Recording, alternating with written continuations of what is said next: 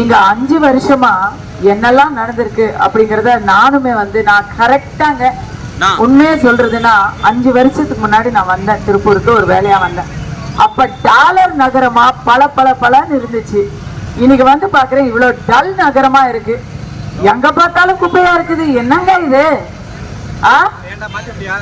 ஒரு குப்பைய நீங்க உள்ள விட்டுட்டு இப்ப ரோடா குப்பைய பாத்துக்கிட்டு இருக்கிறீங்களே, இதுதான் திருப்பூர் மக்களுடைய தலையெழுத்தா? திருப்பூரின் இந்த குப்பை அவலம் நீங்க வேண்டும் என்றால் அதை விட மிகப்பெரிய ஒரு குப்பை திருப்பூரை விட்டு நீங்க வேண்டும். அப்பதான் நம்ம எல்லாருக்குமே ஒரு புதிய ஒரு மலர்ச்சி மலரும். தாமரை மலர்ந்தால் திருப்பூரில் ஒரு புதிய மலர்ச்சி மலரும்.